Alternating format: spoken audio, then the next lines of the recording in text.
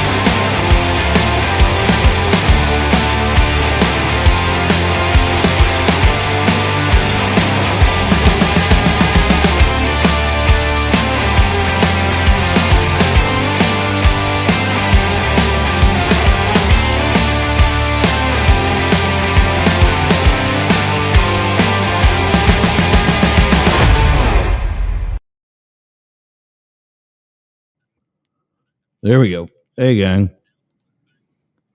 Multitasking as always. Good morning, Ken. Good morning, everybody. It's Monday. We are started. Let's see, where's that coming from? Why are we having a. I can turn the camera on. That would be good. I'm just multitasking. We got a bunch of network editions today. bunch of network editions coming. Well, they're actually not today, but they're coming. So hang tight with that. And as soon as I figure out what's blocking me, there we go. And there's that. All right, time to go. Um,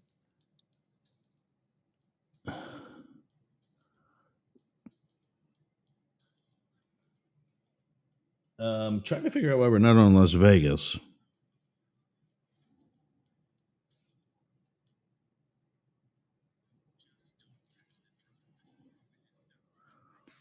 And I think America One Radio is taking a poop again, too.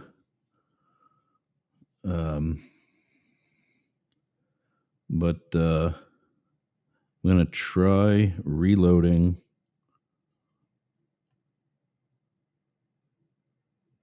K-Shop.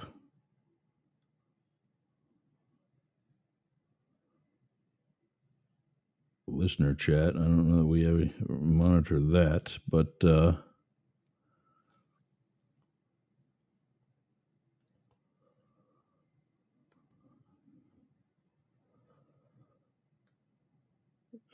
just keep bearing with me here, gang.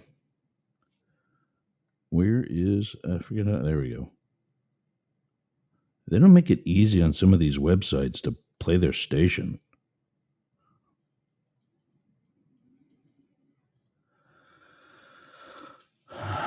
So we're not on in Vegas. I don't know why I plug these stations if they're not going to play us.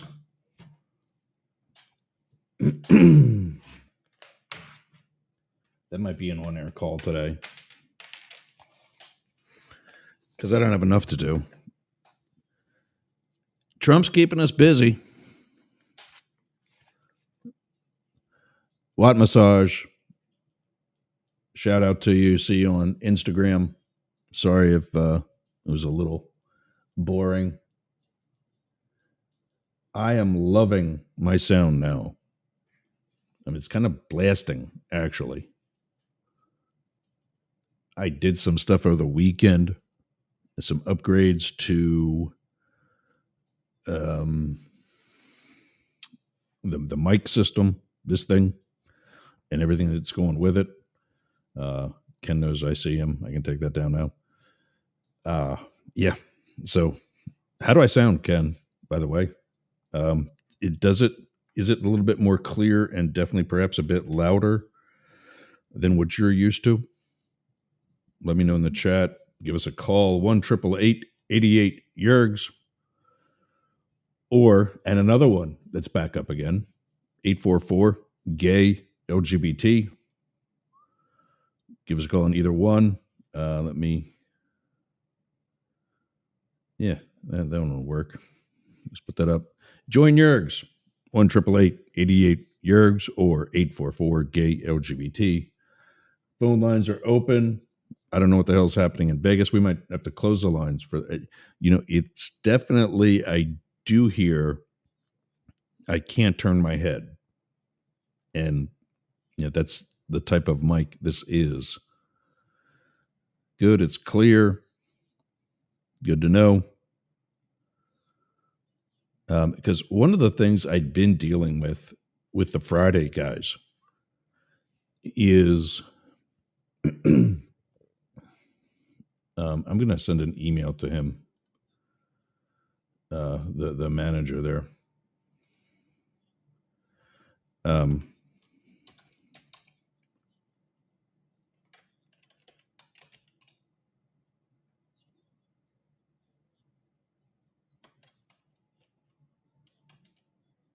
There's a J something. I forget what the hell his name is. No. That's it.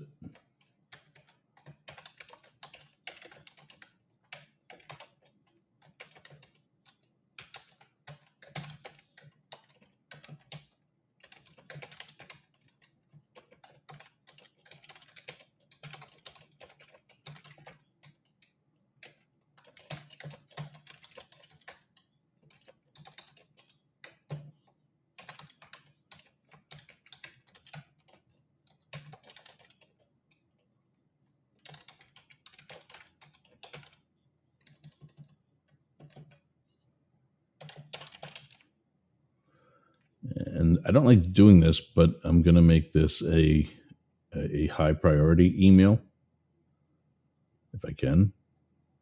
Where the hell is it?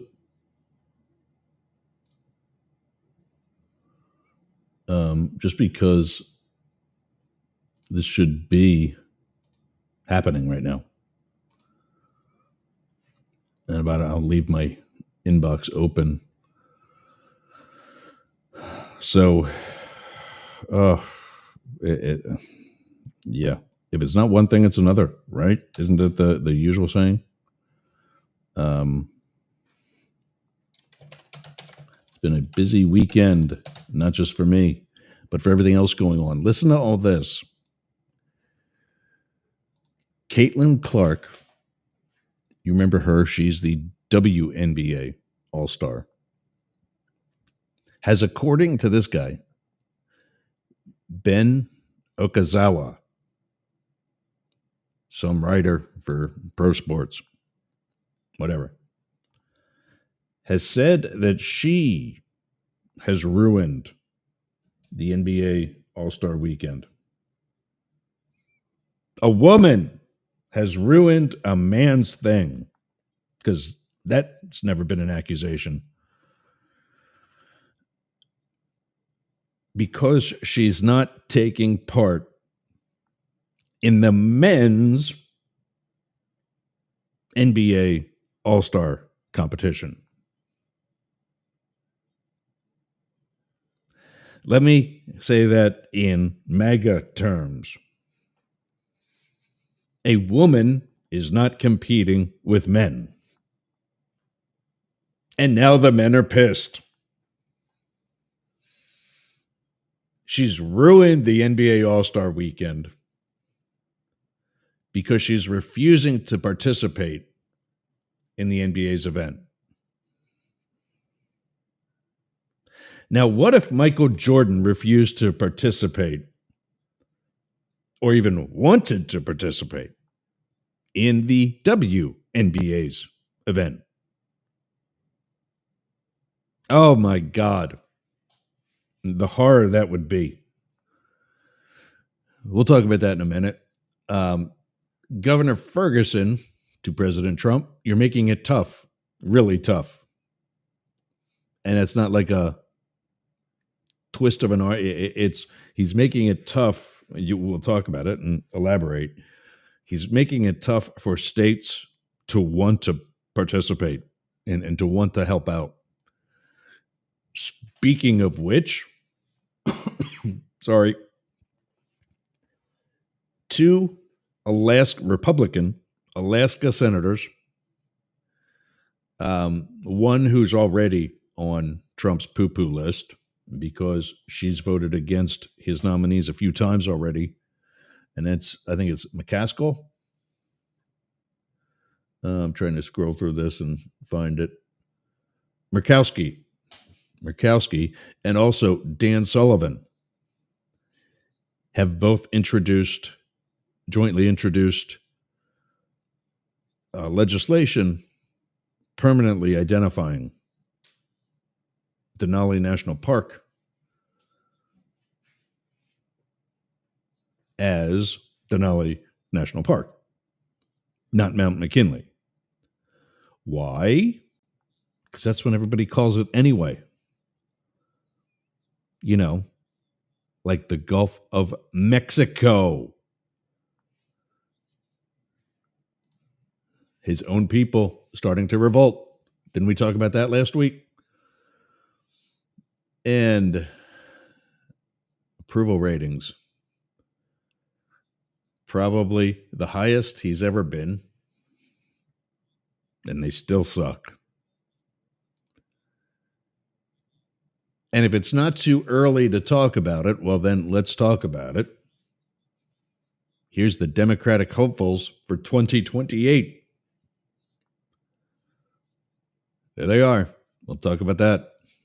Tell me who you think is going to. And speaking of hopeful, Secretary Duffy from Transportation, while noting SpaceX workers will visit Air Traffic Control Systems Command Center, he brings up Hillary Clinton because that's relevant. Oh, well, yeah, I mean, so 40. I got to adjust something here. I'm supposed to start 2 clocks every time I come on the air. One counts down the hour so that by the end of the hour, I can identify to 99.1, America One Radio, if they had their head out of the bare ass. I didn't check in on WZQR. We'll see if they're playing properly today. K-Shop, all those that we might be losing after the first hour because they don't do both 2 hours. 99.1 today, by the way, does do 2 hours. So if you're listening there in Atlanta, stay tuned for all 2 hours. It's going to be a busy 2 hours. I promise you, today's going to go fast. And then another one for each segment. It's a clock where, okay, maybe we didn't get to everything. We'll come back another time because we got more stuff to get to. I don't usually worry about that one so much when I'm by myself, but we do need to take commercial breaks now because I'm, being more my foot in the ass of some of my affiliates, and that's something else we got to get accustomed to because we're now pitching sponsors. There's a Howard Stern moment. And so speaking of which, it is time. I didn't even start that clock yet, but I know we're already at that time. So I got to take a very quick break. And that's the other thing that we're doing. I want to get on a rhythm where we are respecting these quicker breaks and taking them when we're supposed to. But because it's only going to be like a quick one commercial and done, don't go anywhere. Because by the time you go try to do something or check another station, we'll be back. And we will. Right after this for Momentum Fitness and Wellness. What are you doing later? I'll tell you what I'm doing. I'm going to the gym. But not just any gym. Momentum Fitness and Wellness. Walk right up to the door. There's a QR code on the door. You can sign up right there. You've got no excuse. But not only that, their equipment is amazing. It's kept up well. It's expanded. There's stretching area. There's CrossFit. There's hardcore training. A dedicated area for stretching, dunk tanks, sauna, everything you need to get that Hernando beach body or keep your Clearwater beach body. You can train with your shirt off. You can scream. You can yell. And you won't be intimidated either. Go to Momentum Fitness and Wellness on US 19 in Bayonet Point, Jasmine Estates. Build the momentum.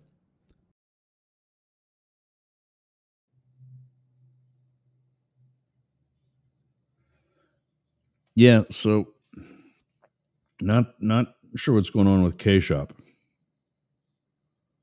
But I mean, I'm paying for that.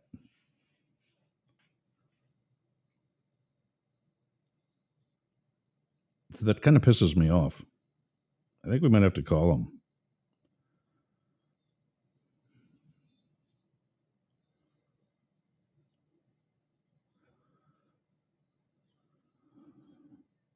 There it is. All right. Well, let's try this. Phone system time. Fun with the phones.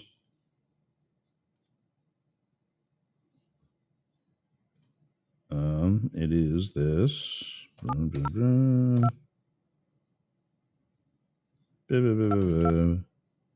Oh.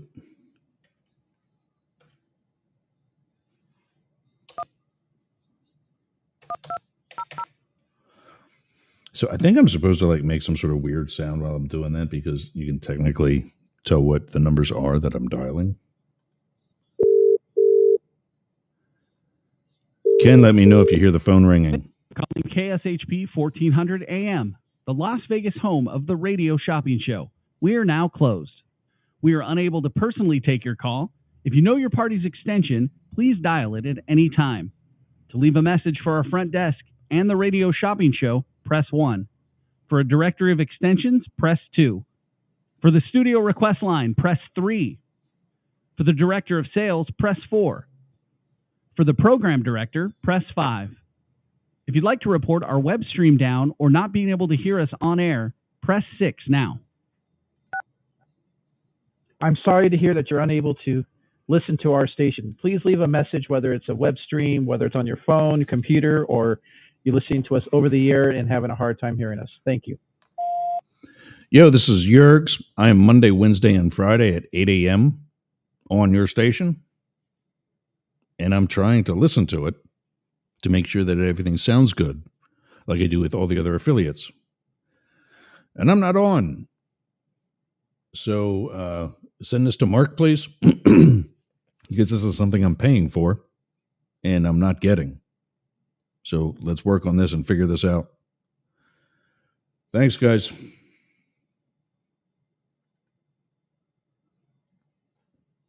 So Ken is telling me he heard that. Good to know that the phone system's working. He also says, Friday, guys, was mic delay. Yeah. I don't know why that's happening. I'm fast enough here. And I think it was his. Ken, did you see me on a delay too? Like the audio wasn't in sync with video and then it sped up real fast. I don't see that happening on my end with me because it's, me, it's my machine. I don't know that I would see that. I used to see that happen when I was streaming through StreamYard, and one of their engineers actually let it slip that it was something on their end. So that's why we're not with StreamYard. But yeah, anyway, I hear it. He says, yeah, that I saw that already. Yeah, so there is an email. I'm going to put their email up on the screen. You can go to kshp.com, or I'm going to put this guy's email up on the screen because this needs to be dealt with. And if we collectively as a team start hitting this guy up,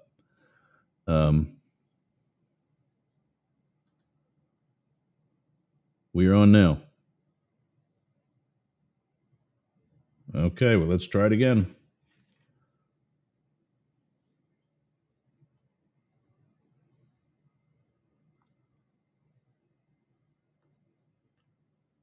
Let's see what this one's done. Yep, there we go. Oh, saved. I almost put the station manager's email. I would have said it too.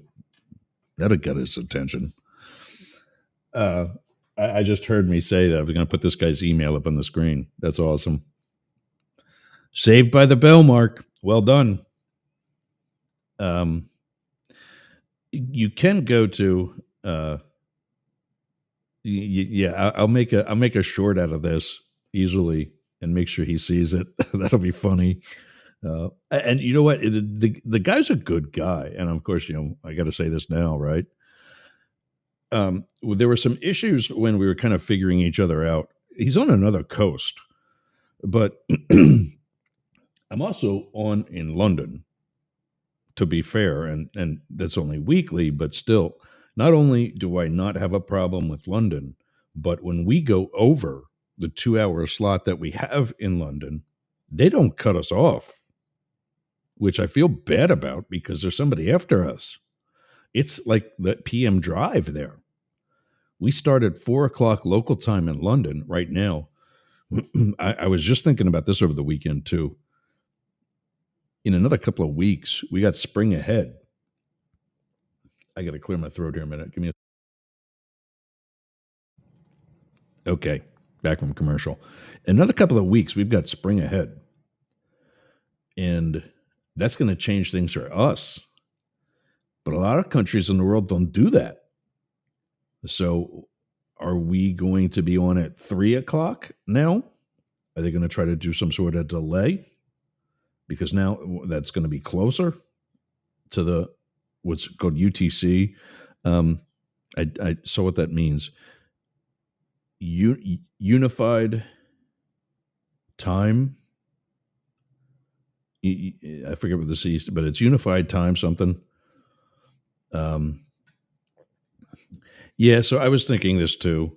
Ken says, I didn't really see you in a delay. I think it may be on Matt's side. He's had issues with his internet before, and I wasn't going to like throw that up at him.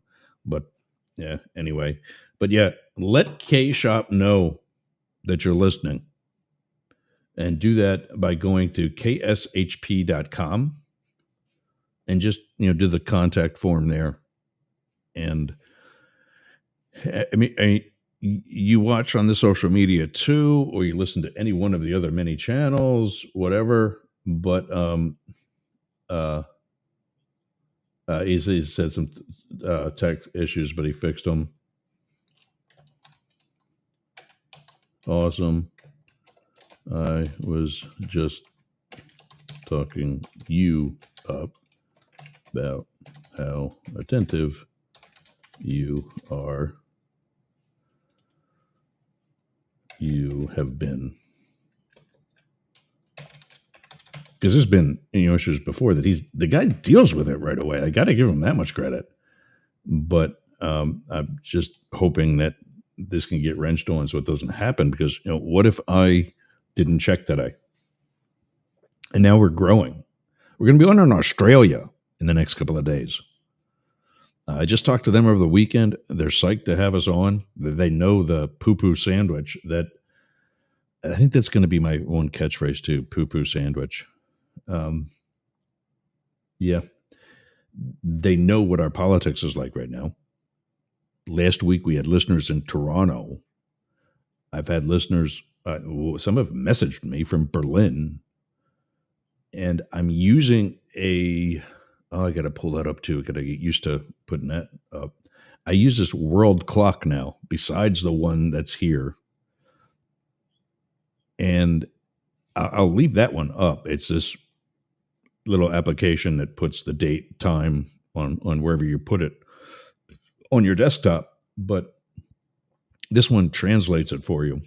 And it's got like all the times, wherever, for whatever cities you enter in. And let's see, send that. Yeah. It's got for, whatever cities you enter into it.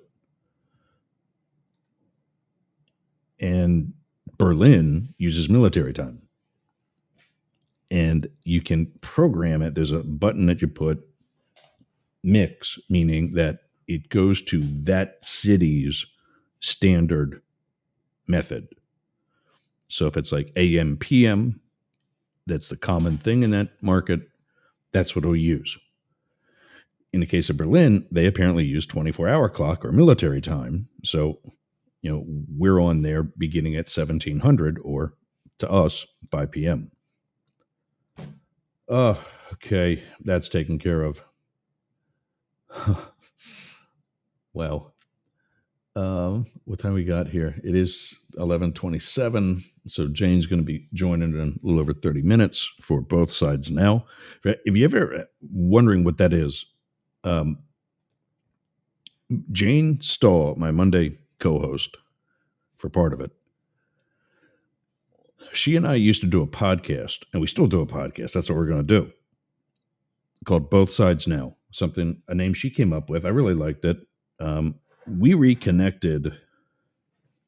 God,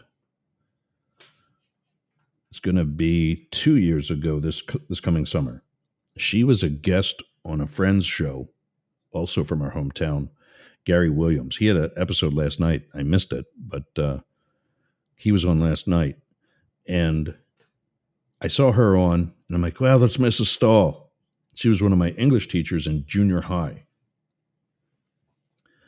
And I always liked her classes. She's tough. And as such, I think a little intimidating, but she still made you feel welcomed and taken care of. Like as a student, she's not going to let you fall behind. And I didn't know it at the time, but I have a learning disability, so that's kind of important. And yeah, I just was glad to see her doing well and enjoying retirement. So I reached out and I'm editing something here. Give me a second. I reached out, and we just got to talking, and we kind of knew there was something we got to do to collaborate and do together, and we put together Both Sides Now, and there, done.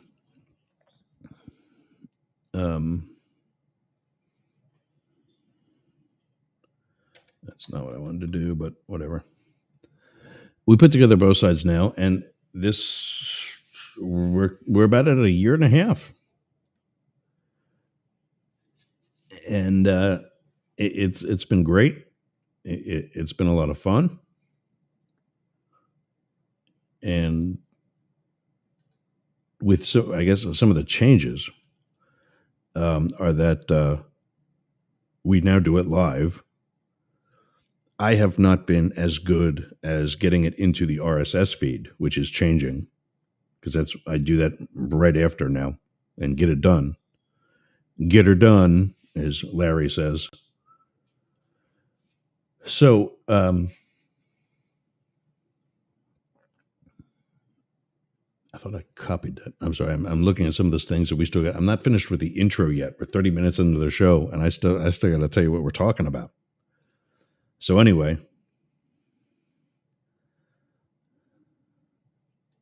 I want to see Travis on here. Oh, Travis Evans. Yeah, Tuesdays, 8 p.m. Eastern on Facebook.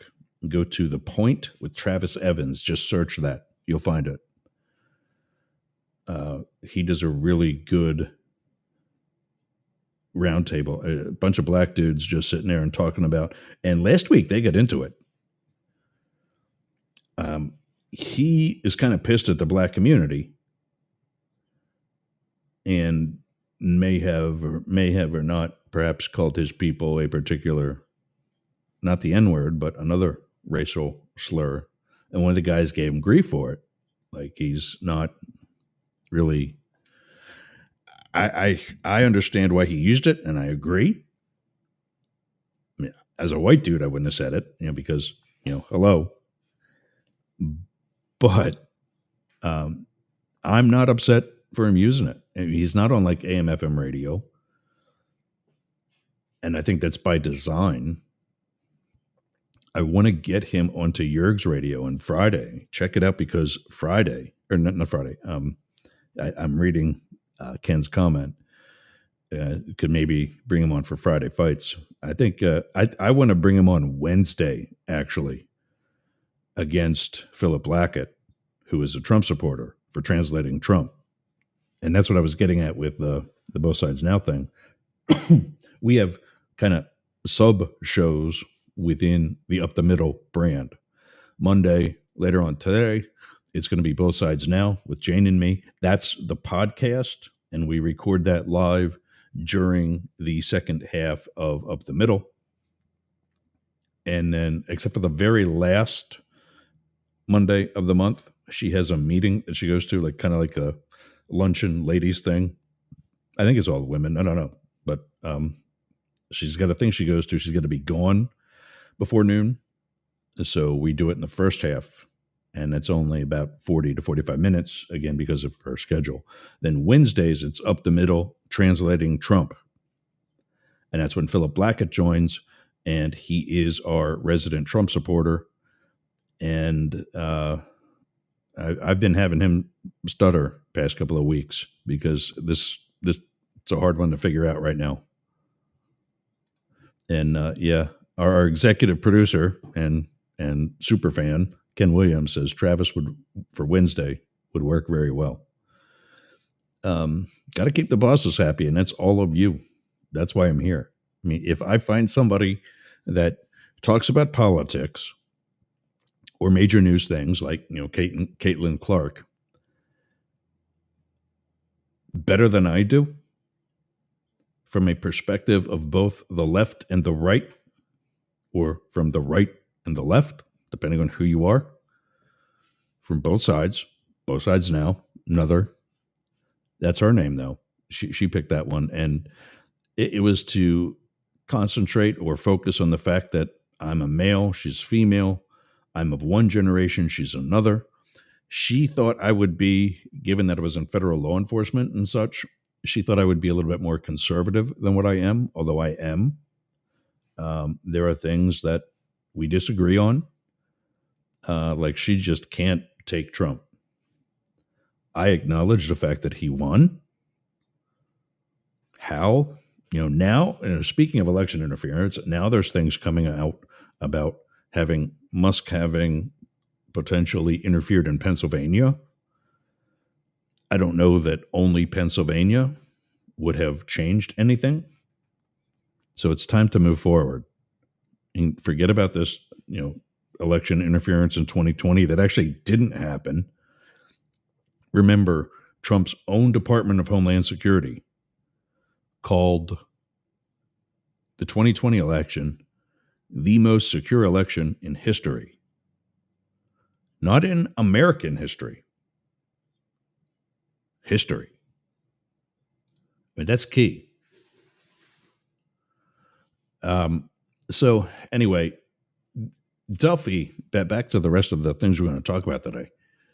Duffy brings up Hillary Clinton, while noting that SpaceX workers will be visiting an air traffic control system command center. Why? There you guys. Got the two puppies back in. I leave this back door open now because I want them to be able to. Did I start the other room? Yes. Okay, good. So we're on Chatter. We are on Clubhouse. We're on Facebook. We're on earlier pace. Two YouTube channels, Twitch. YouTube. We're on Talk TV 24, where we've got our own playlist in addition to other podcasts. Then, of course, we got our own channel, Up the Middle. You can find that at Up the Middle Yergs on YouTube, Up the Middle Radio Show on Facebook, Yergs Media, before we rebranded to Mastiff Media on Twitch. We've got our own player. You can find that at mastiff.media.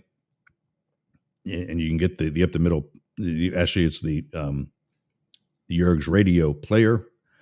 And we're on it's really my personal account, but I think it's the best one to be on. Yergs, YERGZZ, two Z's for this one. Michael Yerger from Survivor has with one Z on Instagram. Anyway, I got the web domain.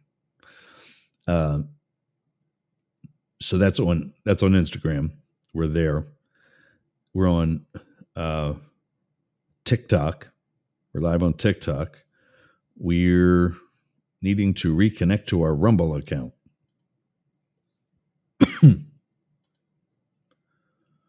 I don't know if we're going to be able to do it while we're already broadcasting. So this will be a challenge. Boom. There we go. We're on Rumble. I think that's all of them because that chews us all up. That's my 8. So there's that.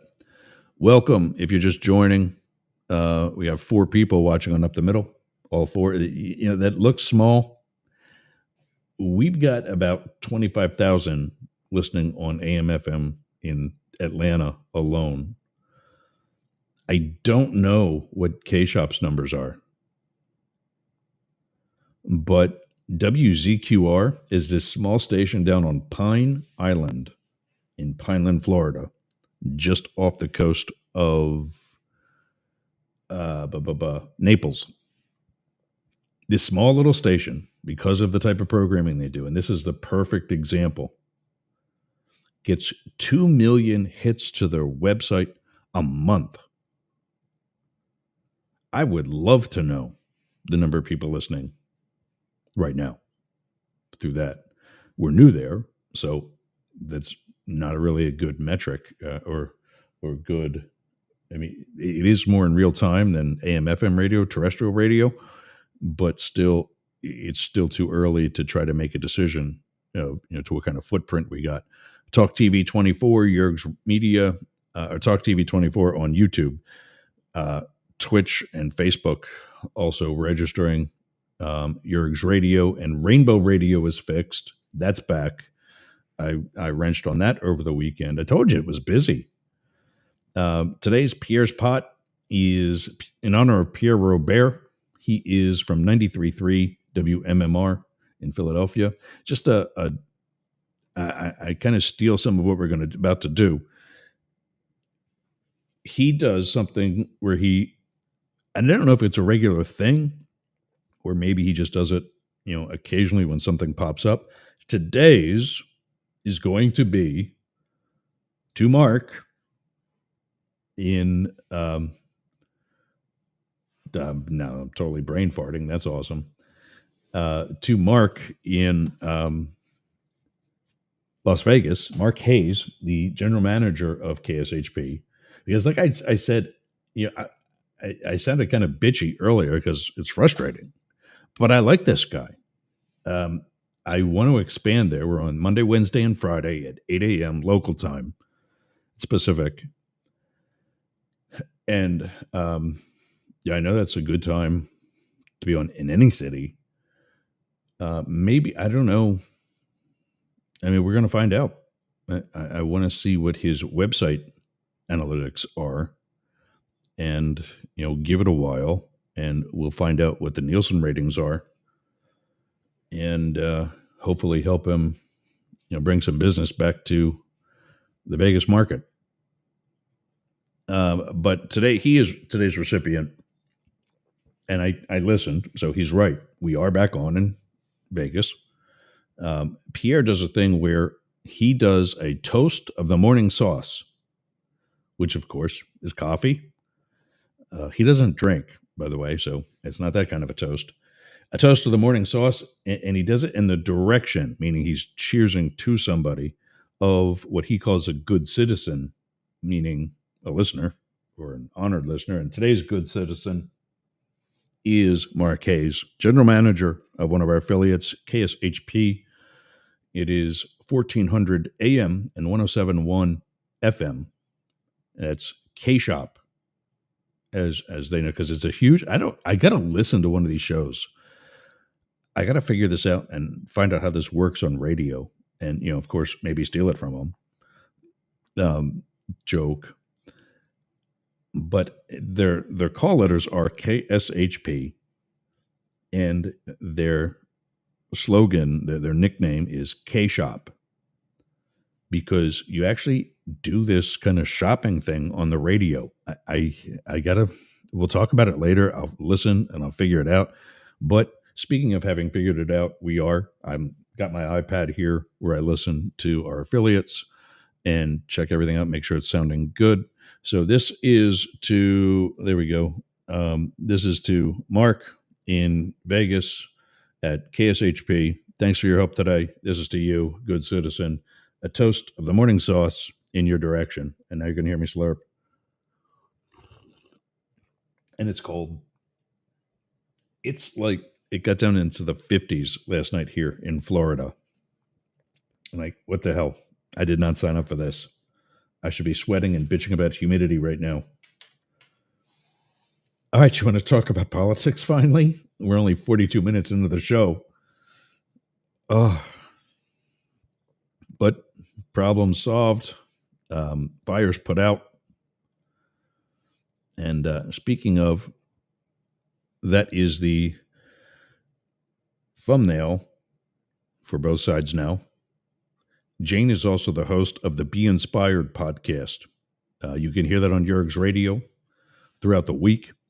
It's on, for those of you listening there, 99.1 WDJY. It's on Sundays at 5 p.m., the Be Inspired podcast. Mastiff Media owns that spot, and we sponsor Jane during that time. We have our own shows, obviously, Monday through Friday at 11 a.m. That's this. And then at 4 p.m. on Friday is Outrage Overload with David Beckmeyer. And then at 5 p.m. on Saturday is a replay of one of the episodes from during the week of up the middle. Oh, we're getting back from. Oh, listen to that. Look at that. Now, did I tell you this guy's on things? Look at this. Here's the listener report from K-Shop.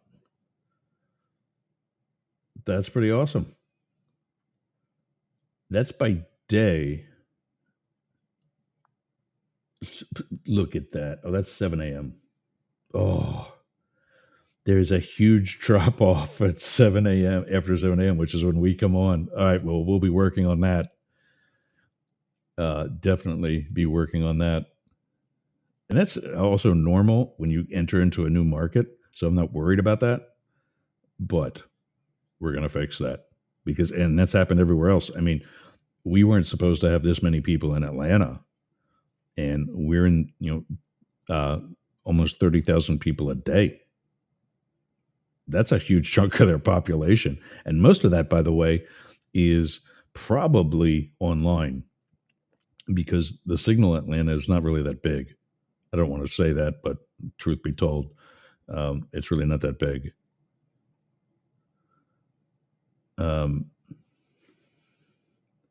But our goal, and Mark, if you're still listening, our next steps were Monday, Wednesday, and Friday at 8 a.m. your time.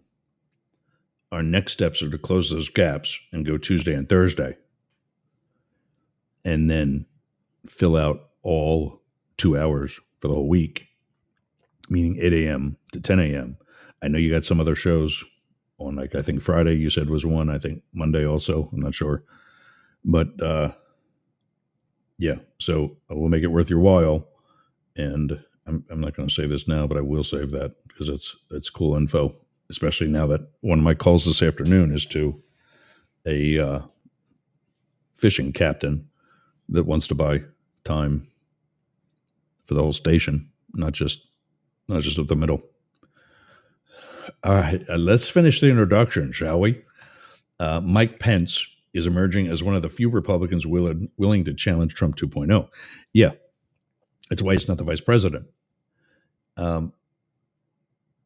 Problem is, not only did he challenge 2.0, it didn't do any good. Where are we at? We got 2.0. And I just think that he's burned too much, and that's a bullet that history will honor him for taking. But I think that kind of shot his chances of becoming a Republican candidate. I don't know. Let me know what you think. And then finally, the Trump administration, I think this was mostly over the weekend or late last week, they fired a bunch of nuclear weapons workers. And then it hit them that, oh, you know what? This isn't something that just anybody can do. Maybe we should reconsider that stupid move. And now they're trying to get them back. And some of them are actually flipping them off a little bit. So we'll talk about that. And then finally, Jane and I get together on a Sunday, just via text, nothing more formal than that. We get together on Sunday to talk about what we're going to talk about today. And ironically, I was looking at some footage by Brian Tyler Cohen, who's one of the progressive talking heads that I learn from, get some info from. And like, we're going to actually see a clip of his interview with Bernie Sanders. And sorry, these coughs just, come up out of nowhere. I don't get a chance to mute my mic or anything. And she and her husband, Paul, were talking about the same thing. And that is, what can Democrats or progressives in general, or not just that, but, independents like me, do to better convince the opposing side, MAGA, who I refer to, by the way, as the true rhinos. Nothing in the MAGA Republican Party is Republican. It's not. Don't argue with me. My political science degree is going to say I'm right, probably because I'm right. But most importantly, it's so much about tyranny. And that reminds me. We are no longer, and this is not me being overdramatic, this is actually a stat.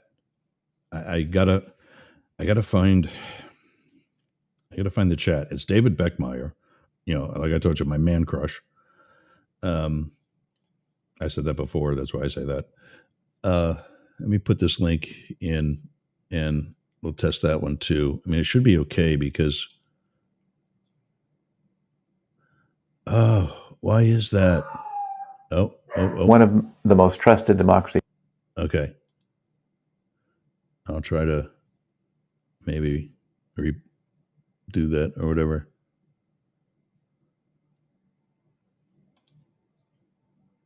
What'd I do? Damn it. I got to take a break. I see Jane's backstage. We'll bring her out. Let me fix the commercials here. And, oh, hey, there I am. Let me fix the commercials here, and we'll be back right after this. Hey, what's in your wallet? Well, if you want something that gives you zero fraud liability for unauthorized use, flexible due dates, just look in your wallet or look in mine. Go to CapitalOne.com. Actually, go to my Facebook page. Click on the affiliates link and find Capital One. Use my link to apply today. Capital One. Okay, so I think I did it. I think we're good. And I think I'll be able to play this. And this is, I think, one of the biggest news stories that we've got to really look at, that I don't think a lot of people do look at. Lars checking in first. Some crazy numbers. You will definitely get to 1 million. I think that's either that or 1 minute. There's some people, the people that check us out on Instagram, I would love to have them for a minute, let alone 1 million of them. But I think he's referring to 1 million. I think so. I started to say go to camera, and yeah. I had the outrage, or not the outrage overload, the both sides now logo up, the thumbnail up. So let's bring out Jane, and we're going to also I'm going to also show you this. Hello there.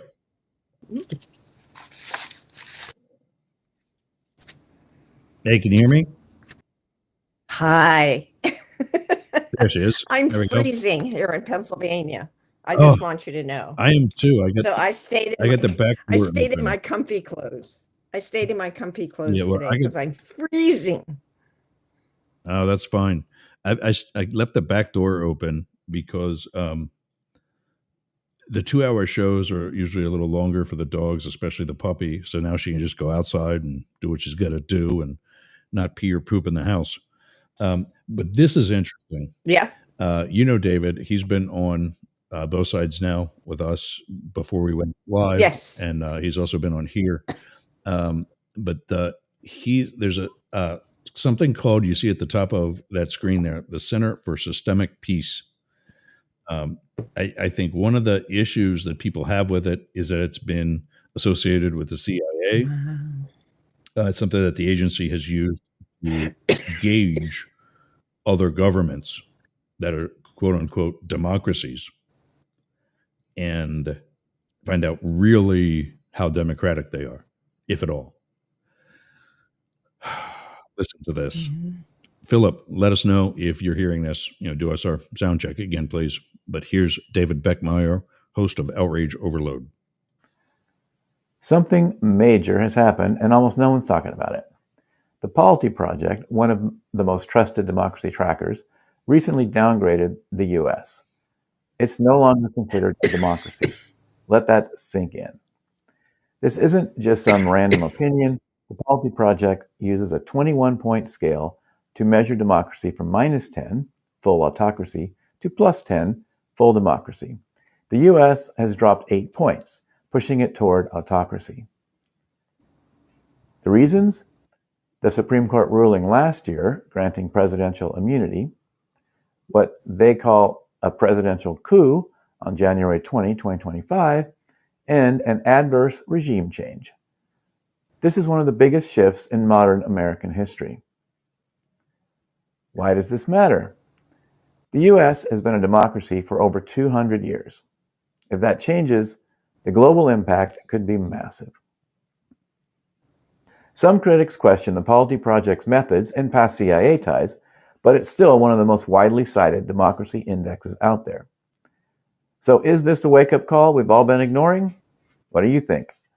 Are we witnessing democracy in decline? Drop your thoughts in the comments. Oh, so there's that. And it's one of the things I've been saying. This is a place good. Ken, not Philip. And yes, I can hear it. Not Philip. I don't know. That's Philip Blackett. I don't know where that's coming from, but apparently played good. So good. Yeah. Excuse me. So, what do you think? Are we at the autocracy yet? It's so depressing, and it's so depressing, and I really hate that it's been acknowledged. Okay, but yeah, I definitely see democracy in decline. It's been an outrageous week in so many different ways. I mean, I think of all the commentary about Ukraine, from Zelensky and Trump and Vance and what's his name? The president, Elon. President. Yeah. You and I are not the only ones to make that association. Like, he's the one really running the country. It's all over the place. Mm-hmm. Yeah, it's all over the place. It's all over the place. But Paul and I were talking about this just the other day. He said he gets on a rant about how Democrats are so weak. Yeah. All right. Don't know how to talk. They don't know how to market themselves and so forth. So I said, okay, buddy, what message do they need to develop? And it's not even about democracy, because I don't can really grab on to that whole idea strongly enough to combat talking about. So I said, okay, so what is it? What is the message that needs to be developed? And he said, I guess the word is freedom. Freedoms. We're losing our freedom of speech. I mean, it won't be long before all of us are afraid. Oh dear, is that me? Probably. Yeah. I forgot to shut off my phone. That's right. Take care of that. I got to take a break, and we'll figure out how best to save the country after this. 99.1 WDJY, WZQR, KSHP. Sue, are you there? We'll be back. Hello, Sue. Okay, hi. Russ and I.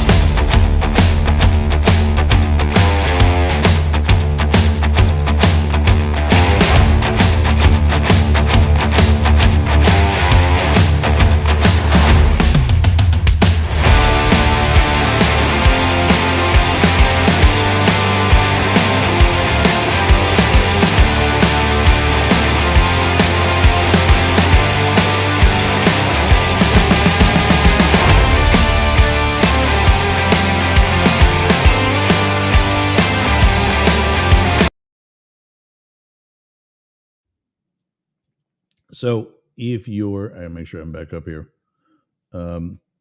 If you're leaving us, that should probably be K Shop and maybe ZQR. I'm not sure. America One Radio. If you are listening, they've been off today too.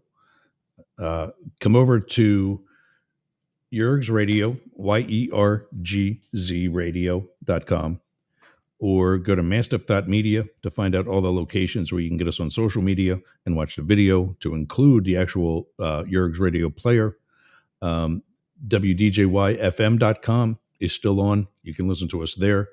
If you do go to ZQR, check out WZQR.FM and go to ZQR Talks. It's one of the 7 stations that they've got on their website. You can get us there as well if you're just looking for the audio only, one of the many audio only options to include internet radio, terrestrial radio, and everything else. There was another guy I wanted to talk about, and I forgot to. This one dude, a former radio guy. He's a publisher of Taste of Tampa or something like that. Far right nut job, and was getting into it with me over the weekend about, Trump versus the rest of the world. And I'm like, dude, I can't help you. And he's one of those Trumpsters that wants to get insulting right away to try to prove that they're smarter than you. And I'm like, dude, I'm not going to argue with you. All I'm going to do is wait. You're going to die. Anti-vaxxer. I've got every COVID vax. I've got every flu shot. I don't have this year's yet, and I've had it already, so it might be too late. But I think that's what's left over here. But aside from the cough that you're hearing, which most of the doctors I've talked to have credited it to having COVID in the first place, Trump, I've never felt better. And in fact, this little bit of crud that I had in the past couple of weeks was the first time I've had anything serious since I almost died of COVID. So, yeah, I think the vaccines are doing their job. Let's see if, no, it looks like she's still on the phone. So I'll just let her go. And yeah. So, I see headphones back on. Okay. Hey there. I'm back.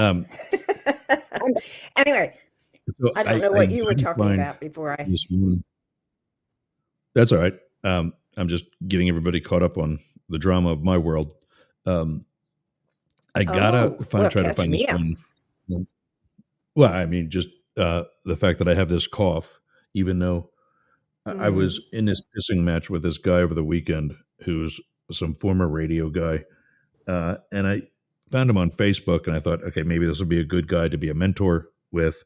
He was also formerly on the Tan Talk network in Tampa, and it didn't work out for him either. And he told me about WGUL, which is a station kind of like that, but he's only on weekends, and he's not on that anymore either. Doesn't do any podcasting at all. So really, there's not too much he can help me with. I mean, I'd still be a nice guy to him and whatever. Well, it turns out he's not a nice guy. He's a MAGA guy. And just like, yeah, exactly. So I've got this video queued up, but I don't know I want to play the whole thing because it's like, it's about 10 minutes long. And I just want to play the part where Bernie talks about how to address Trump supporters. Good. And also how to address Democrats and progressives in general, on how to repair things, essentially. Referendum on high prices, on the cost of goods, and yet instead of lifting a finger to do anything to mitigate the cost of high prices, they're instead focused on stripping programs to give them the pretense of cutting. So that's what Doge and such is doing. materialized, a manufacturing renaissance that never materialized, of an infrastructure plan that never materialized. He's talking about Trump 1.0. And now he's doing the same thing here. And so what do you how do you square that gap, square that circle, basically, where you have him saying one thing, consistently failing to deliver, and yet the message doesn't seem to get through? It's just not just failure to deliver. He lies all the time. And this is a whole other problem. And Trump has, I'm not going to say the politicians throughout the ages haven't lied. People lie. But he has taken it to an entirely new level. And part of their strategy is just to lie and lie and lie. You go after USAID, you come up with some crazy, outrageous lies to justify what you're doing. Right, like they're sending $50 million worth of condoms to Gaza. I mean, these guys, and Musk amplifies that on Twitter, etc. I think what we have got to do, which the Democratic Party is at the moment incapable of doing, is organizing at the grassroots level. And I'm going to be going around the country trying to do that, trying to get working people and young people, people of color, just the majority of the people to stand up and say, you know what? When 60% of our people are living paycheck to paycheck, when 85 million people have no health insurance, you do not need to give tax breaks to billionaires and cut programs that working families desperately need. Let's focus on the needs of workers. What do we need to do? We need to raise the minimum wage to a living wage. You think Trump and the Republicans are going to do that? Ain't going to do that.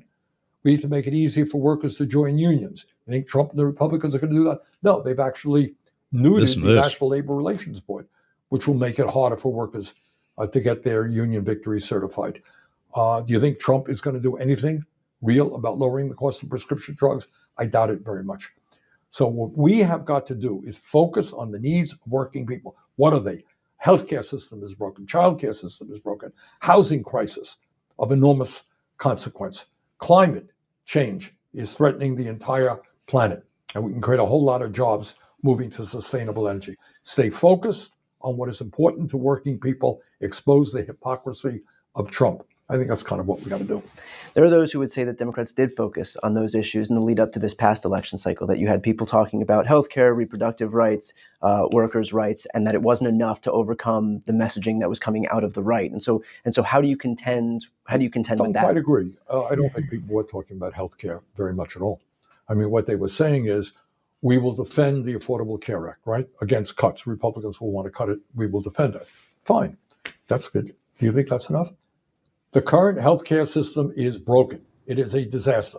We're spending twice as much per person on healthcare any other nation, 85 million uninsured, 60,000 people a year dying because they don't get to a doctor. Yeah. We pay the highest price for prescription drugs. It's not enough to defend the Affordable Care Act. We need to do what every other nation on earth does. Guarantee healthcare to all people as a human right. That's why I strongly support Medicare for all. But what the Democrats have got to do is come up with a strong progressive agenda. Not only do we have 800,000 people who are homeless, you know what else we got? Millions of people spending 40, 50, 60% of their limited incomes on housing. What about a massive housing program, putting people to work, good union jobs, lowering the cost of housing? You got to think big, not small. To Trump's credit, I mean, he lies all the time, etc. He thinks big. Yeah. Democrats think incrementally. Maybe in 18 years, we will have accomplished this. Not good enough. To that exact point, in 2016, you mobilized a massive movement around the country among grassroots Democrats. We've since lost that same vigor in the party. And in fact, we've seen an exodus of folks out of the Democratic Party. And so looking forward in terms of how to rebuild the brand, given the success that you've had at mobilizing folks on the grassroots level, what advice would you give moving forward to get people excited about the party and not running? It ain't complicated. Not running away from the brand anymore. You got to stand for something. Bottom line, you got to be honest and stand for something. Are you prepared to take on the billionaire class who have unprecedented levels of wealth and power right now and fight for the working class of this country? Democrats, by and large, with some exceptions, are not prepared to do that. And we need people, working class people, young people, to come in and say, you know what? This is the richest country in the history of the world. You got to back up for a minute. Take a deep breath. We're talking about throwing more people off of health insurance when we're the only major country not to guarantee health care to all people. Really? Are we a poor country? Are we Haiti? I don't think so. We're the richest country in the history of the world. You tell me, why can't we guarantee health care to all people as a human right? Why can't we have the best educational system in the world, from childcare all the way through graduate school? You think we can't afford to do that? We can. Why aren't we leading the world in combating climate change and creating jobs doing that? Think we can't do that? We can. Bottom line of all of this is you're looking at enormous power and wealth in the hands of a small number of people who could care less about working class people, not on their agenda. For some reason, which frankly I cannot understand, they suffer from the addiction, very serious problem of greed. You got $50 billion, ain't enough. We're going to cut Social Security so I can get a tax break and maybe get $55 billion. That's the world we are living in. Have Democrats made that clear? No.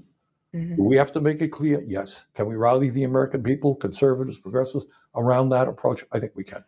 Why do you think it's so difficult to convince working class Americans that the billionaire class is not interested in them and that their economic policies aren't actually redounding to their benefit? If you look back to the Reagan days of trickle down, 1980 is really when this plan was implemented, and that is when income inequality exploded in this country. I'll put a graph right here on the screen to overlay over on top of this video to give an indication of what that graph looks like. But since those days, we have seen income inequality explode, and yet they continuously, you have a Republican base that continuously falls for this trap of thinking that so long as we continue to rig the rules in the favor of the millionaire and billionaire class, that it will somehow redound to the benefit of the working class. And all the while, income inequality continues to explode in this country, but we continue to perpetuate this cycle. All right, but I don't quite agree with you. I agree with what you're saying, but I think you're letting the Democrats get off a little bit easy here. I think what is going on is not that people really believe, Trump has a lot of fervent supporters, I know that, but I don't think there's overwhelming support for the Republican ideology of giving tax breaks to billionaires and cutting Medicaid. But I think what has happened is people looked at the Democratic parties and they say, you've been talking for years. What did you do? Yeah. You had Bill Clinton. And Bill Clinton developed these terrible trade agreements that led to the shutting down of tens of thousands of factories in America. You had Obama. Well, Obama bailed out the banks, didn't he? Did he really protect working class people to the degree that he should have? No, he did not. And I think, in Biden, you had actually the most progressive president, but not doing all that had to be done by any means. So I think it's not so much an attraction to Republican ideology as saying, Democrats, really, you say these things, but you don't do it. So to get back to the bottom line here, you need a Democratic Party that actually stands for the working class, not just rhetorically, but in reality. That means taking on the big money interests and fighting for working families and fighting for an agenda which will improve life for working families. Practically speaking, though, do you have any concern that by going after these interests, we've seen how when Republicans and Trump embrace them, all these people heap money onto him, heap attention onto him, and so you have, for example, all of these tech billionaires. Once they recognize that he would be better for them, well, they threw their support in. Right. These are the great liberals of a few years ago, right? Right. But isn't that the interesting point? The deck against Democrats in such a way that they're able to then rig the rules in Trump's favor because he would be more favorable to him. Let me look at it a little bit differently here, and that is at the heart of everything is a very, very corrupt campaign finance system. Yeah. Okay. And to be honest with you, I don't know how you change things fundamentally when you have people like Musk, not just Musk himself contributed, $270 million? Yeah. One person. I ran for president of the United States. We raised hundreds of millions of dollars. You know what the average contribution was? In one case, it was $27. Millions of people chipping in a little bit. When you are representing big money interests, you don't have to worry about small numbers. You got to bring 10 people into the room. You can raise $1 billion, $2 billion. That's it. And for these guys, it's a good investment. So bottom line is on that, you got to get rid of the Citizens United. It has got to be one of the major priorities of any serious political person. Get rid of that. Billionaires should not be allowed to buy elections. And finally, Senator, if you had one message to Democrats right now, I mean, look, the 2026 election cycle started January 21st, 2025. If you have a message to your colleagues in the Senate, the Democratic House Caucus, what would you say moving forward to put us in the best position you got to to be understand successful? the strategy of the last many years has failed. All right. Years ago, the white working class deserted the Democrats. More recently, the Latino working class deserted the Democrats. Some black, the strongest supporters, are also deserting the Democratic Party. And you got to understand why that is the case. And so what I would say to my Democratic colleagues is you got to break with the past. You got to stop worrying about the campaign contributions. They will come in small donations if you stand tall. You need to have the courage to address the crisis of oligarchy in America. Take these people on. And if you're clear in your message and you're willing to fight for working people will support you. Senator Sanders, thank you so much for the time. Thank you, Brian. All right, there it is. And I left that go a little further than I was planning on. But, I mean, say what you want. I think Bernie Sanders has a good message. I didn't see him as a viable candidate, in part because of and Barack Obama actually made a joke about it at the White House Correspondents' Dinner. He's talking about X number of millions of dollars, or as Bernie Sanders would put it, 20 million donations of $15.95 each, or whatever it was. But he was making pointing a jab at, his source of income for his campaign was the people that it's supposed to be. And I mean, when you look at $270 million by one person, and now that one person is the one really making the decisions, that doesn't scare you? How can you support Trump and not have, it's not courage, it's common sense to admit he's not the one driving the bus. So what did you and Paul come up with? How are we going to save the world? Well, he came up with,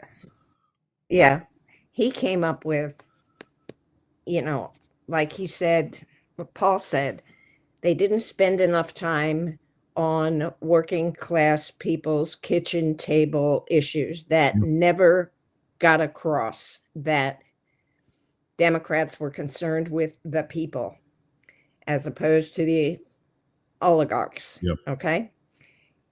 And I said, but there was so much messaging about that. There was so much messaging about losing our democracy and, Trump not caring, the little guy about working class people. I said, that obviously is not what is sellable. So he finally came up with, once you're our right about that. freedoms. Yeah. Once we start losing our freedoms, the messaging might, in the end, have to be about freedoms. We are Russia. We cannot say negative things about our administration at the risk of losing our freedoms. So, the end of our discussion was where people might listen to that when they start feeling it, but not until. And by that time, it may be too late. So I'm not,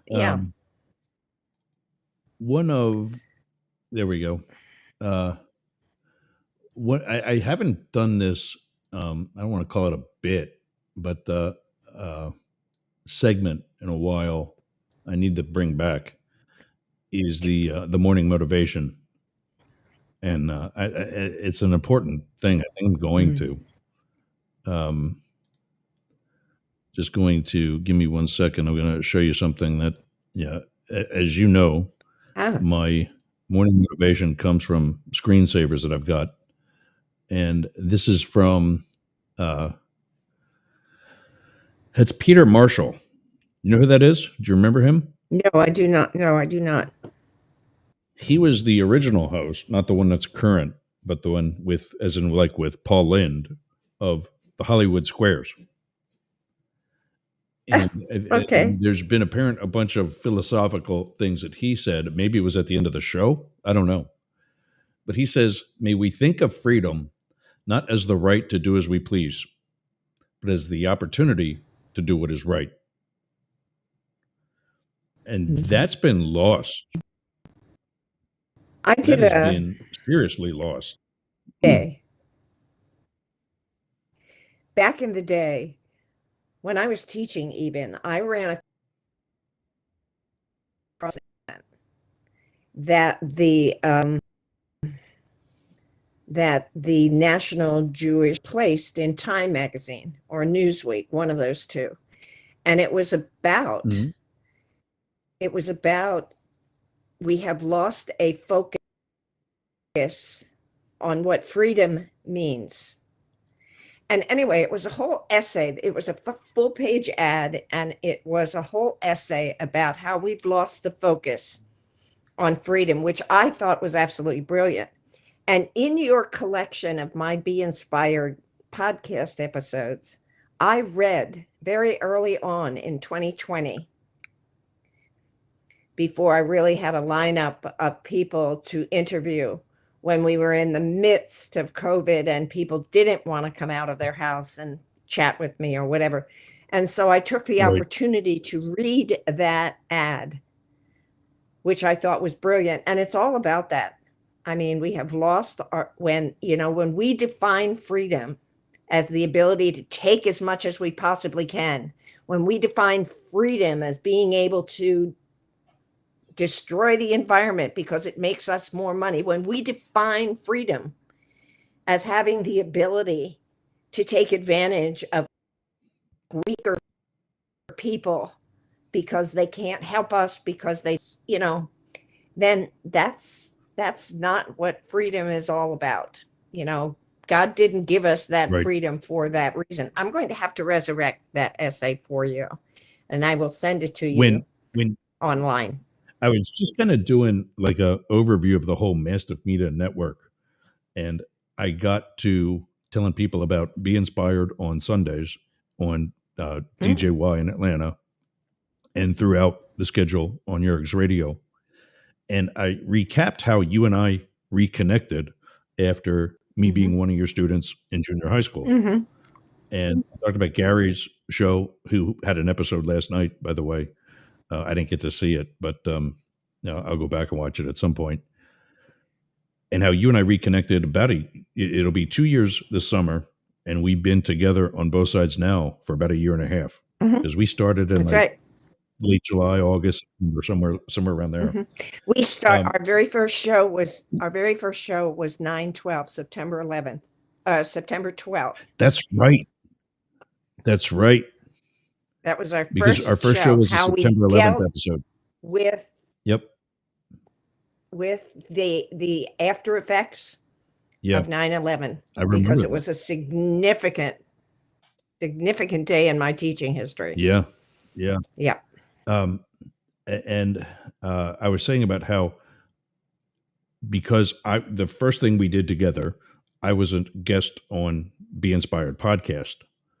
And so to familiarize myself with your podcast, I went way back and started at the beginning, and just, essentially, as I do with any podcast for the first time, forced myself to listen because I don't know anything about it, and I might not like it.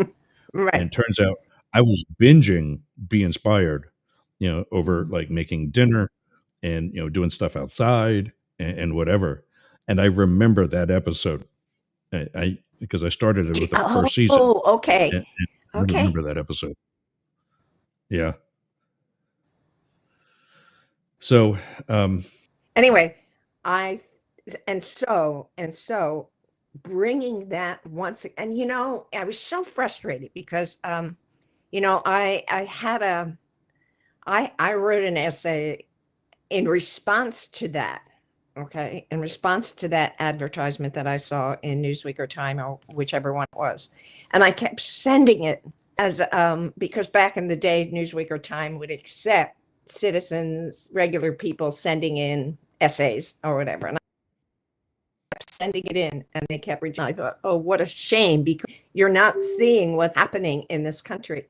I saw it in my students, that they lost what the meaning of freedom is all about, to do the right thing, as your quote said, not to just take as much as you possibly can, but to do the right thing. We've lost the meaning of that, and we need to get back to that. You know what? That's an inspiring message.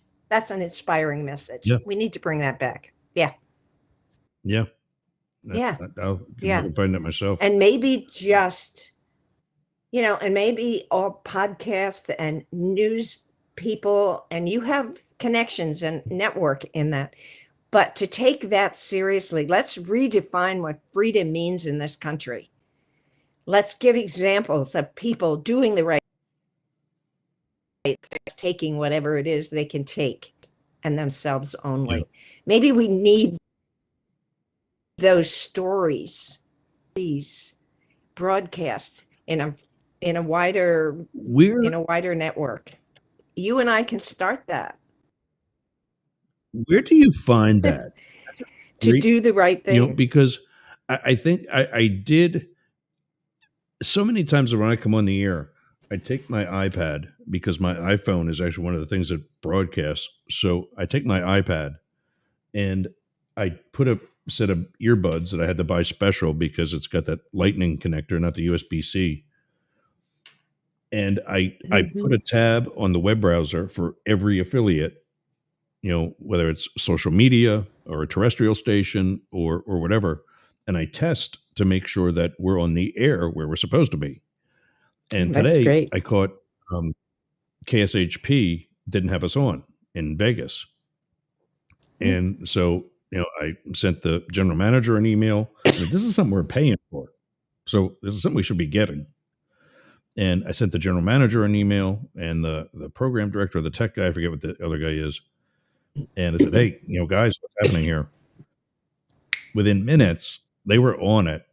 And I listened as we were playing the Bernie Sanders interview with Brian Tyler Cohen. We actually went over 12 o'clock to kind of make up for not having you on. And so I made Mark Hayes, the general manager, today's recipient of Pierre's pot. If you remember Pierre Robert, I talk about every day from MMR in Philly. And I did my toast of the morning sauce to Mark Hayes and pointed out, I was kind of pissed at this guy 5 minutes ago because something wasn't going right. And true to my whole relationship with this guy, in the 6 months that we've been associated with KHAP, he's been on top of stuff. And it's impressive. There's just so many people that aren't doing that anymore. And I think that's where I was going with that. But anyway, there's so many people that aren't responsive, that think doing the right thing is when there's an audience. But in all actuality, doing the right thing is when there's nobody around and you still do the right thing. That's the integrity. That's integrity. It's just, we got a work cut out for us, all of us. And that's one of the things. Oh my God. Yeah. And I'm still looking at the clip from David from earlier. That's one of the things that he said, is that we got to stop cutting down the other side. Especially, I think, now, because they're going to see the cutting that's being done is going to hurt. Yes. And if we make coming over to the other side, and I'm just saying Democratic because I'm not a Democrat, but if we come to the anti-Trump side receptive and make them feel welcomed, unlike what they did to us, it's going to be a lot easier for them to make that switch or make that switch back, as the case may be. And I think what's really, really important is developing. This sounds really naive. I'm sorry. No. But what's really important is building the bonds with the other team. Yeah. I mean, let's just call it that. Yeah. I think it's really, really important, not to demonize but where can we work together? When whoever it is, whether it's in the arena or, in our communities, where we want to say, hey, you don't count, you're from the other team. It's like, no. We have work to do. Whether that message, I think, really, really inspires. And I think it really, really is the secret sauce, as it were, to really get back to working together, forget this noise about, derangement syndromes and whatnot, and negativity and cutting down and all that kind of stuff. We've got to push that aside and say, we have work to do. What can we do together? And I think yeah. And what so we do have work to do. And Donahue Savage brought to me an idea. It really, she brought to me an idea. She said, who are doing the right thing for the right reasons. Okay, I said, well, bring him to me. Let's the two of us conduct interviews with those people for the Be Inspired podcast, so that we can help awareness of people doing the right things for the right reasons. And we started a series. We introduced it, and she was motivated or inspired by the book called Braiding Sweetgrass, where you are not just taking everything what you need and giving, so that it gets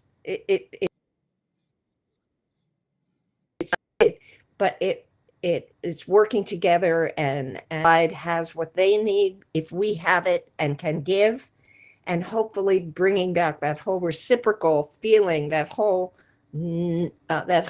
idea of life is not a zero-sum game, that kind of thing. Anyway, we did an introductory episode on Be Inspired, and then she invited her pastor to talk about that whole thing. So we did 2 episodes, and then she went to see her brand new grandchild somewhere. So hopefully we will continue. It's telling those kinds of stories that inspire and that show people working together for the right reason. Did you do that recently, freedom, right? or has this fallen through the cracks? Yes. Okay. Yes. In the last month. Nice. Yep. In the last month. Mm-hmm. Yeah, I want to. Yep. I want to do some more with them as well. The Boyertown community. I know there was the move to save the Boyertown pool. Where's that at? Yep. Where is the effort? Where's the effort? What's the status of it? Yeah. Okay, so they had just this week, they are advertising beef and beer event at one of the firehouses in order to raise some funding for that. But there were 3 guys, Adam Heimer, for one, who owns Adam's Royal Car Wash in Boyertown, with 2 other of his friends who volunteered basically their time in order to bring back the pool, repair the pool, get it working again. They are really inspiring. Nice. So they met with some frustration. The borough was determined to close the pool down because it was a pain in the neck for them and expensive for them and so forth. But fortunately, Mayor Lori Carnes took and ran a candy store and ice cream parlor. They, took it on as a project and have been trying to gather and garner support for that so that the pool didn't go away. And fortunately, they stopped it in time, which is what we have to do with our democracy somehow. Yeah. Stop it in time. And I don't know that. I don't know. Anyway, so things are moving along. Okay, they won't have 2025, but they do have plans for it to be open in 2026 because they met up with some roadblocks from the borough, roadblocks from the, getting the certificates or Permits. getting the paperwork done that they needed to get done in order to do it. Pardon The me? permits. Yeah. So, Oh, there you go. That's the word. You know, when you're old, you lose your nouns. that's a, that I think we talked about that that. makes me crazy. Is that here's something you had, Mm-hmm. Boyertown Borough, that was a source of income. Mm-hmm. It was a safe space, which today is kind of important. Mm-hmm. And Mhm. now you've got somebody that's going to take it over and run it for you. And by the way, we're about to come up on a special moment, right? Right now, the time was 12:34:57. 1, 2, 3, 4, 5. Actually, 56. Sorry. Oh, 1, 2, 3, 4, 5, 6. 6, 7. I'm Yeah. six. Yeah. But you got somebody that's going to take it over for you, and that's what you do is make them jump through all kinds of hoops. When you know they're trained Mhm. professionals and experts in construction in this case, you know what Mm-hmm. you're going to do is the right thing. Let them get started Mm-hmm. as you're doing your checking your Mm-hmm. boxes and getting your Mm-hmm. all your Mm-hmm. hoops jumped through. Well, I just don't fortunately get or that. unfortunately, in our community, our borough council is comprised of people who are adamantly protective of the taxpayer and don't want to do anything that would impinge upon taxes. And that's good news for a lot of So people, okay, and yet it does so let these guys do what get they in the way do. of progress. Let these guys do what they do Yes, I know. without the You're talking permit. to the choir here. And you get the permit later. Yes. I mean, when I think Yeah. of all the No, I documents understand. that I've signed and backdated because people didn't get those documents to me when they were supposed to, and maybe sometimes it was my fault, but just so we would pass an inspection. Who cares when you signed it? Just sign it and put it the date from 3 months ago when it was due. Mm-hmm. No, I understand. Yeah. Yeah. And they have such local support for this. And it's such an important thing. I mean, it's not a money maker. It probably goes into into debt, because there are so many people anymore these days who have their own backyard pools. And Are there really? and it brings in other, yeah, I think In the so. borough? I think that's one of the things that they argue, not in the borough, no. But in the borough, I'm not sure there's the population to sustain it. I think that's Really? fair. But okay, I think All right. so. I think it's fair that the pool cannot sustain itself by local registrations, let's call it. Okay. Well, there I were don't think it always can. 2 memberships. Can it reach out to other Yeah. communities? Yeah, there were always 2 Go ahead. memberships, in town and out of town. Right. And there are separate fees for out of town and so forth. And part of the community, of course, and I hate to say this, but part of this community is kind of, for lack of a better word, xenophobic, welcoming to, at least that's their history. Oh, yeah. Okay. Mhm. Anyway, so but it's such an important social thing for the greater area, for the country as a whole, to have small communities like this provide services for all people, for everyone to enjoy. And I just think some of the oligarchs need to get on board in terms of philanthropically. How's that?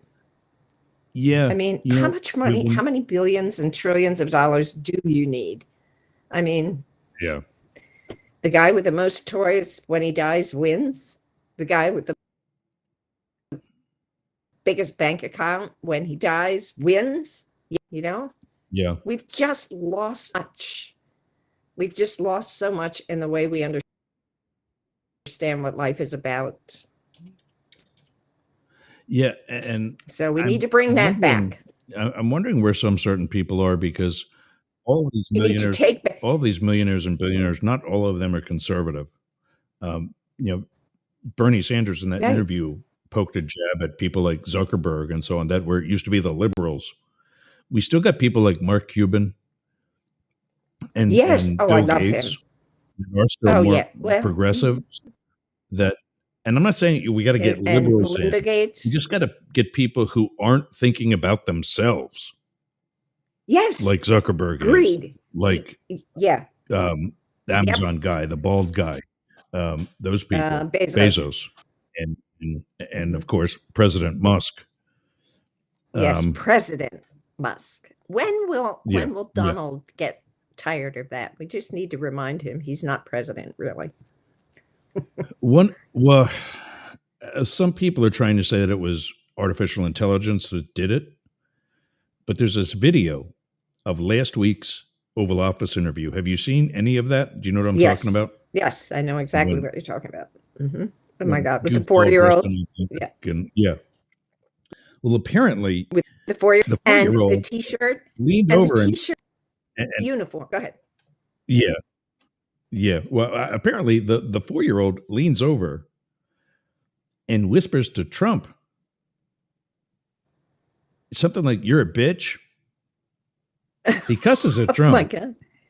And tells him, Get out. And tells him he's not president anymore. He's not the president. Get out of here. Yeah. I didn't know how real. I don't either. And that's, I'm trying, it's, all over like other social media, and this talking head's talking about it and that talking head's talking about it. My problem with it is the video focuses on the two of them while Daddy Musk is speaking. So if this is something that's been caught by a primary camera, because when you're in a situation like that, not all of the TV cameras make it in. They bring in one line and all the networks share that feed. And and I'm just, what made me think it was suspicious is when it was focused in on the boy and Trump. And you hear Daddy talking in the background. The live feed is not going to do that. You're going to see the boy and Trump off to the side of the screen, if you see them at all. The part that made it believable was that the audio wasn't good, because the audio is going to be on Daddy. So if the focus on the kid with the video was done in what's called post-production, I mean, afterwards back at the studio for purpose of leaking this video, okay. But it's true, whether he said it or not. And you're not the president. Get out of here. Yeah. And he's the person. He's the personality. I tell you what, he's the personality. Trump is the personality, and that's what MAGA is about. And sadly, the other team, call them Democrats or whatever you want to call, doesn't have a personality. Has no one attractive enough, and I don't mean attractive necessarily looks, but I mean the style, the charisma. Doesn't have the charisma enough to be able to grab the attention of the voters. I mean, who isn't anybody? I mean, I like Pete. He's, I think, too academic for people. I like Gavin Newsom. I mean, he's gorgeous, but I don't think he's off a slippery vibe somehow to me. And I don't think he would gather the attention of people. Pardon me? I see that your slippery vibe that you're talking about. He smacked me. And all respect to him. Yeah. he smacked me He's almost in the too ass pretty. on New Year's Eve back in 2006. It was when the year was going to become 007. Everybody was having a James Bond New Year's Eve party. And so I dressed up in a black tux and took a female staffer of his with me around to these different parties. And she was my Bond girl. And we went to one of the parties. He was just the newly elected mayor of San Francisco. And we went to one of these parties where he was a guest bartender. And she introduced me to him, and I forget what he said, but he smacked me in the ass, and I didn't mind it. And so, yeah, that's my experience with Gavin. That's your Gavin Newsom moment. That's it. I think he would be good. He needs to first show that he can be appealing to the right. He's got, whether it's earned or not, doesn't matter. He's got a label that he is too liberal, not just progressive, but liberal. And Exactly. the same thing that Hillary Clinton had, was that she had too much of a, she's a bitch, she's too far liberal. She didn't manage her reputation well enough to get past all of that. And it cost her. Whether the Russians helped or not, it still cost her. And I think he's smart enough to make those changes where necessary. I think Pete Buttigieg is too. I think he's very articulate, Pete. Mayor Pete, Secretary he's Pete. He's the best. Yeah. And I think if anybody is able to get past the gay barrier, it's him. I agree. I think that's something that I think he can get past. But yeah, I think that's something that he can conquer. It's just, I agree. They've got to make us want to be Americans again. It's got to be something like, a Kennedy, we'll go to the moon in this decade type of speech, and plan. Bernie's right. And we have to not only want what America is again. Yeah.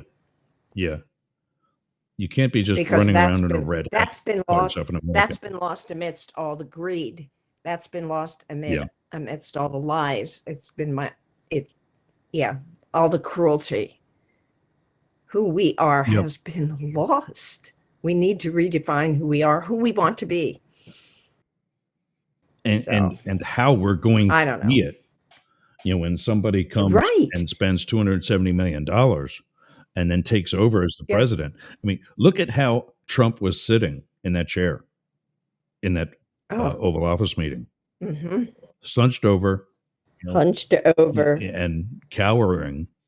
And my point basically about the 4-year-old, and this is what everybody was making on their own social media platforms, was that 4-year-olds don't hear words like that by themselves. They say that. Oh yeah. Somebody else said it. They mimic. Yeah. Yes. And so if that's what he's saying, that you're a bitch and you're not the real president, who do you think is saying that?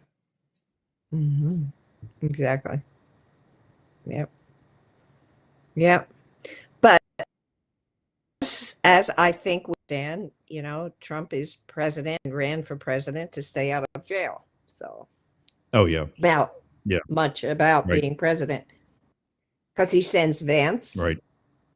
He sends what's his name? Probably. I lost it. Oh no, I'm Marco Rubio, former Florida senator. Yeah. No, Secretary. He sends Rubio. Yeah. He told him he needs to shut his mouth up. Oh, okay. Thank you, Ken. And the second part was he's not the real president and he needs to go away. He needs to go away. Yeah. Thank you, Ken. He's doing a play-by-play. Ross Bond. Ross. By Bartender Newsom. Slapped, not stirred. Yep, Slapped, that's it. not stirred. Oh, that's very good. And you're so clever. Yep, nice. Thank you for being part of our. Yeah. Oh, that's Superfan and Williams. Oh, that's awesome. That's awesome. So we haven't solved anything. Go ahead. Well, I mean, it's a starting point. I don't think we're going to solve it today. But one other thing we were talking about earlier. Not today. I have no patience. Don't you know? I hear a dog barking. Okay. Brain farting. Sorry. There he is. One of the other things that we didn't get to because I took like 45 minutes to do the intro. Caitlin Clark. Does that name sound familiar? Does that ring a bell? Not at all. Tell me who it is. She is the newly crowned WNBA star. And let me get my mug out of the way here. She is the rookie in the WNBA. And I just thought I'd get your opinion on this before we leave.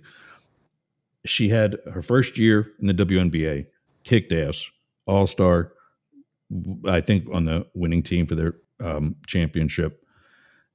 Definitely, I think she was at, what was her alma mater? I want to say it was Iowa or Illinois, somewhere in the Midwest or Indiana.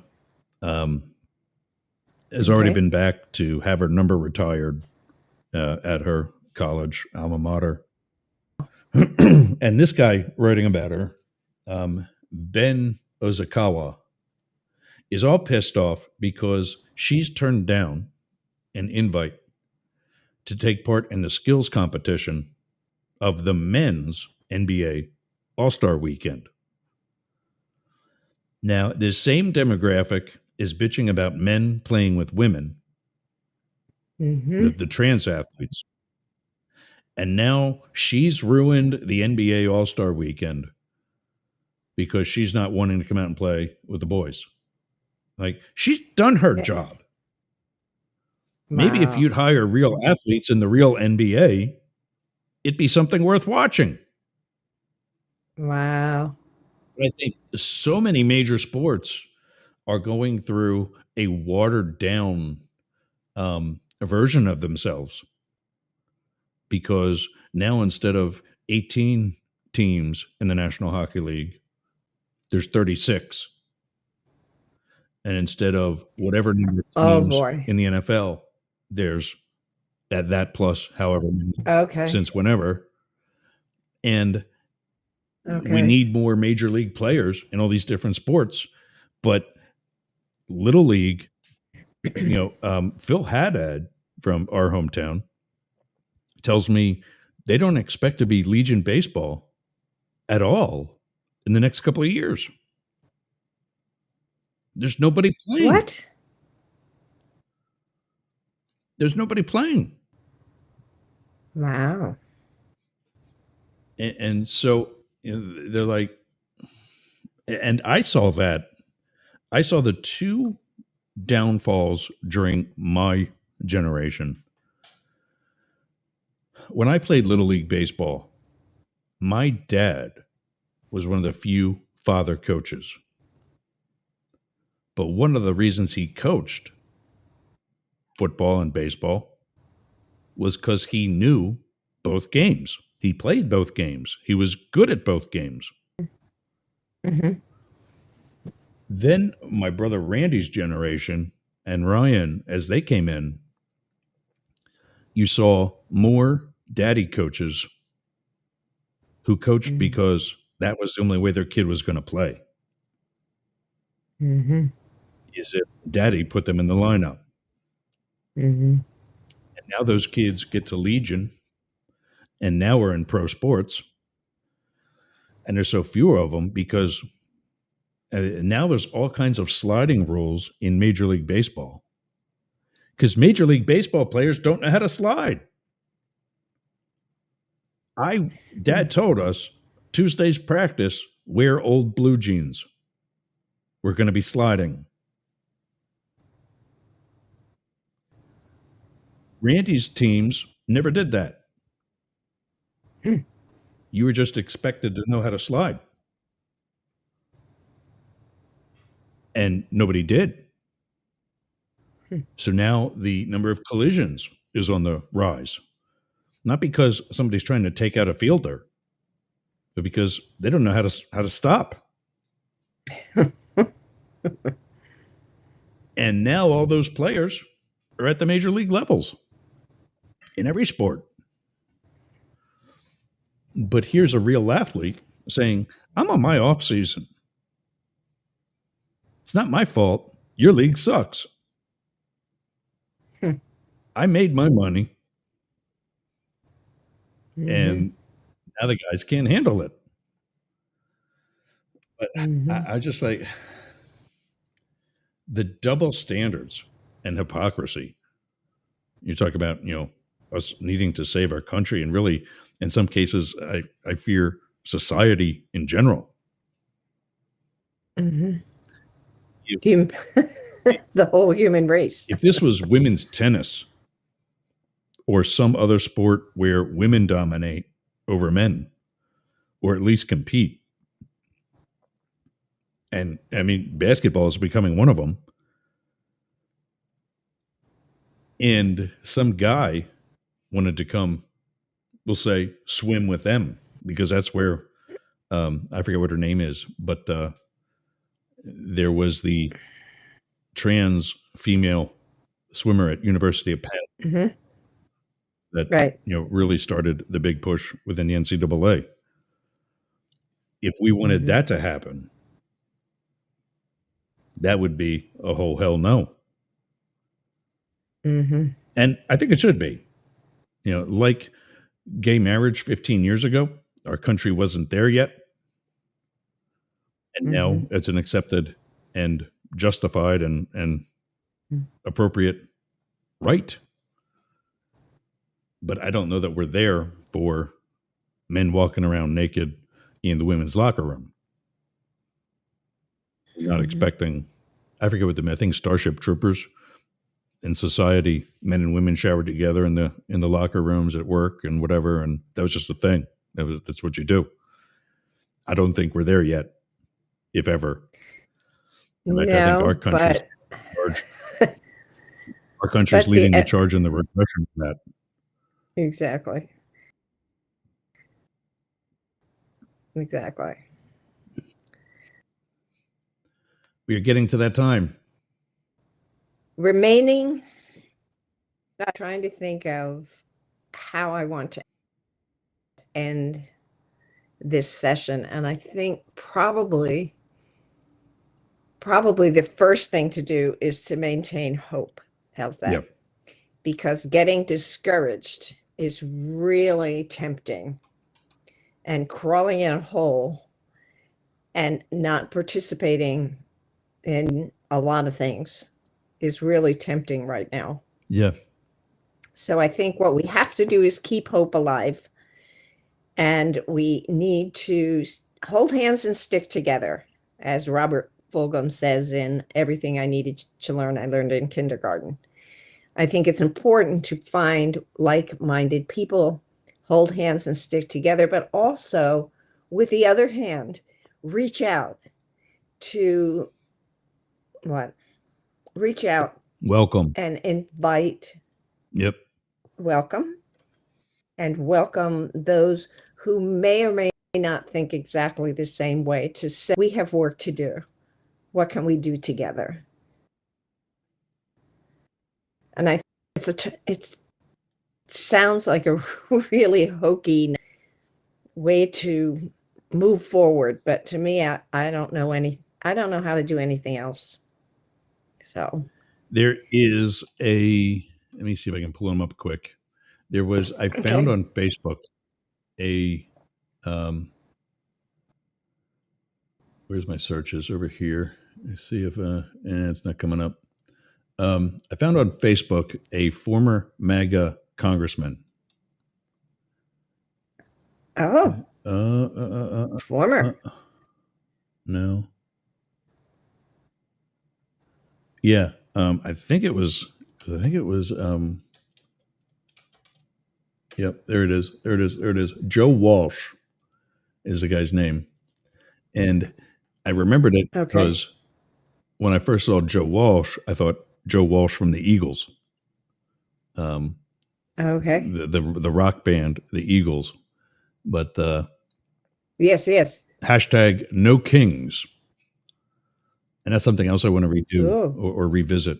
Is I'll take it down so you can see. Bring back our hashtags above you is take back the flag. That's been there, but I Gotcha. want to start Yeah. pushing that in like show notes and putting it in the ticker along the bottom and making sure that people see it and use it and realize it. It's something. It's various movements that Ken says Starship Troopers did it with regards to the showers, the co-ed showers. I want to bring back the use of hashtags as a movement, like take back the flag or Joe's Focus on hashtag freedom. no king. I'll give you focus on freedom. Yeah, I'll put that in too. Hashtag noted. But yeah, this is somebody I'm going to be reaching out to, try to get an interview, and somebody where we can get an insight into what Trump's thinking, because he used to be part of that party, part of that deal. Well, I noticed we've probably lost our audience. It's now after time. Well, some of them we still have because they don't shut off until we do, but it is past time. Okay. So we should let everybody get on with their day. But anyway, enjoyed the conversation. As always. Gives me something to think about. Yeah. And I'm Jane Stahl. And I'm Yergs. And this is Both Sides Now. We'll see everybody tomorrow. I got some things to run through, but Jane, I'll let you go. Also, don't forget your jar for the week. Yes. And here it is. Okay. Don't forget, folks, to add good things that happen to you throughout this week. I've got a spreadsheet. So I thought about that the other day too. Oh, very good. Yep. Because on New Year's Eve, 2025, we're going to pull this out and remember all the good things that happened to us in 2025. You're welcome, Ken. Yep. All right. I'm going to go through some of those. Okay, buddy. That we never got to today. Okay. All right. We'll see you next week. Okay. And, you'll get an essay from this week too. I will. Yes. Take care. Yep. But bye-bye. All the different favors we stuff. All right.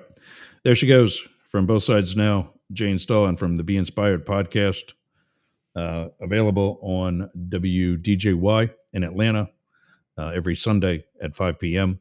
And then throughout the schedule on Yerg's Radio and also, of course, wherever you get your podcasts. Definitely check her out. I'm going to bring back, I'm going to go look for that episode that we were talking about earlier about about freedoms and what it takes to be an American and so on. This guy I'm going to reach out to, Joe Walsh. Just remember that from the Eagles. Almost 1 million followers. That's key. But Caitlin Clark, yeah, I mean, I'm not going to talk too much more about that. I wouldn't either. It's her off season, and having been a professional athlete, I know what that's like.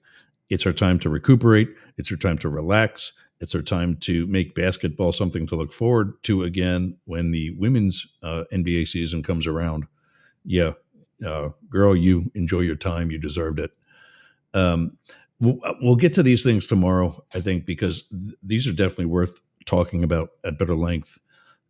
This is Governor Bob Ferguson from the state of Washington. Just saying to Trump, you're making it really tough. And what that was about, because I did read the article over the weekend, they want to work with the Trump administration. And there's concessions that they can make that are contrary to what they had been doing.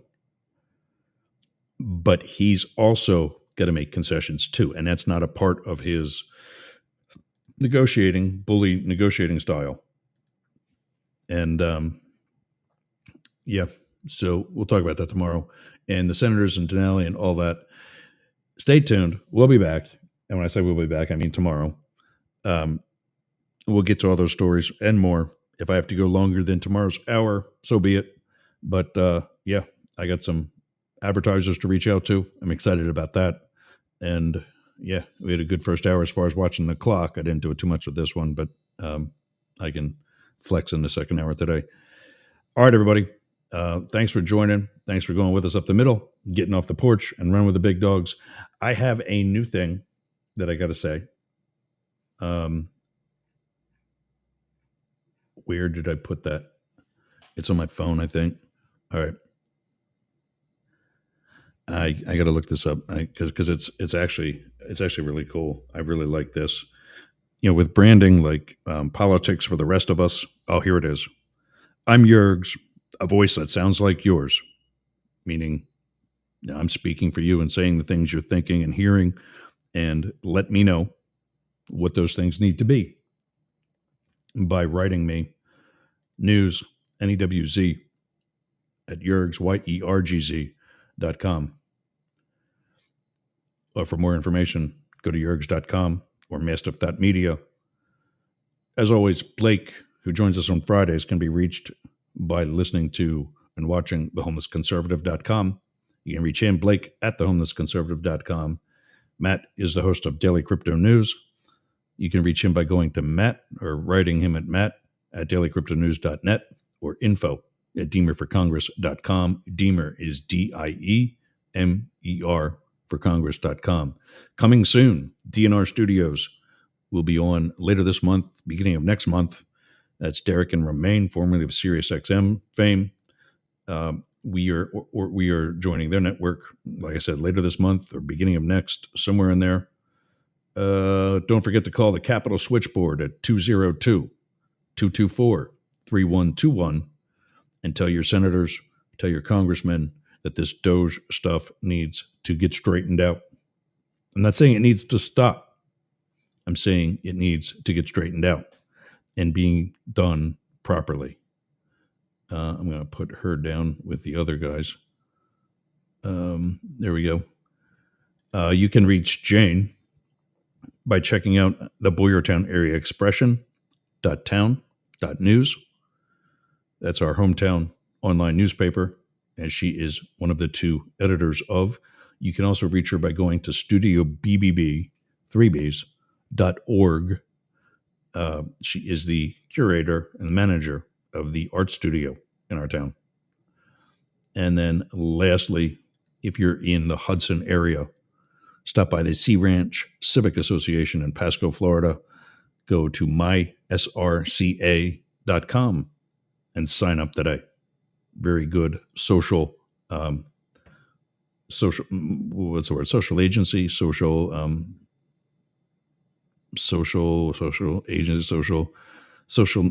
network, social organization, social group. Got a bunch of good people. All right, gang, that's everything for today. I'm going to go pee. Going to go try to find my puppy. Maybe she hasn't run off somewhere else in the neighborhood or jumped into the Gulf of Mexico. We'll be back tomorrow. And, I would never showed you guys X clock. I'll put that on for tomorrow's thing. All right, everybody. That's it. I'm going to piss myself if I don't go. Later. Thanks for joining us. Thanks for running up the middle. I'm Jurgs, a voice that sounds like yours. I hope that's good. All right. See you tomorrow.